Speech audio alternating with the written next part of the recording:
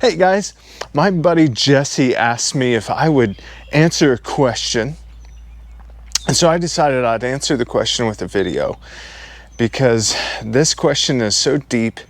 I needed some help with a video to explain. He asked me if I could explain, why do you farm? And so I wanted to show you why I farm. I can't really answer that question. I want to show it to you.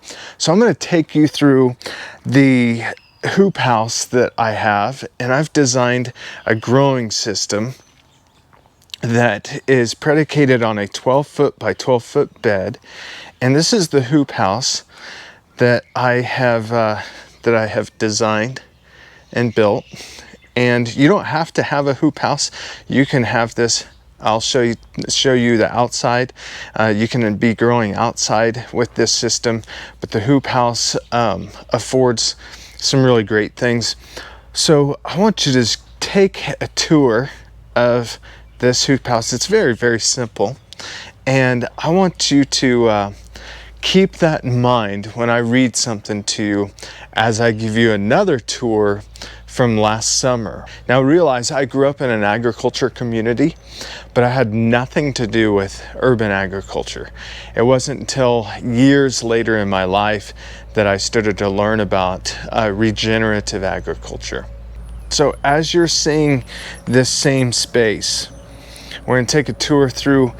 Those are the outside beds, so you don't have to have a hoop house covering that. Those are the outside beds. And as you watch this video, I want to read something to you that I wrote last summer that explains why I farm. You do not become a farmer because you want to experience the wistful lifestyle of having overalls on while chewing on straw in your blissful field. You become a farmer because while utilizing appropriate technology to leverage nature's capacity to turn esoteric sunbeams into nutrient-dense food, you are left with too much produce. Nature rewards you for obeying its rules with an abundance you cannot handle. It is out of necessity you start to sell your produce. So please take a look at those tomatoes. That's incredible. You know, and so altogether, within my experience of growing last season for my CSA, I realized just in two 36 by 12-foot spaces, which, guys, you can put in your yard. Within those spaces, I was averaging just over 70 pounds of nutrient-dense produce. But it wasn't just that I was producing that many pounds.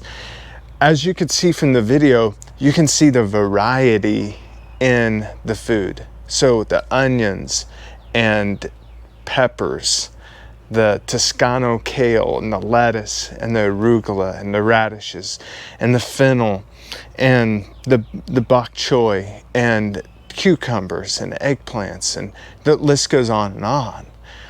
So we can produce a extremely nutrient-dense food with something as small as some time, effort, energy, and compost. Now I'd like to speak to obeying those rules. I'll leave you with this. There's a man by the name of Sir Albert Howard who wrote a book called The Agricultural Testament. It was published in 1943, and it's phenomenal. But within that book, he said something that I will hold dear to my heart as an agriculturalist forever. And he said, it is the first duty of the agriculturalist to understand that he is a part of nature and cannot escape it. He must, therefore, obey nature's rules.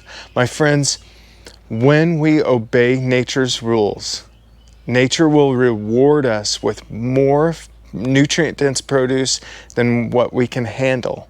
And it is when we can't handle as much as what we have, we become farmers. So do not set out by thinking, I need to grow this amount of lettuce or this amount of kale or this amount of carrots to make enough for this chef order. Don't do that. My advice to you is just simply start growing food. Start growing food for yourself, and as you obey nature's rules, and Jesse and I are going to teach you to, but as you obey those rules, you will have no other choice but to become an excellent farmer.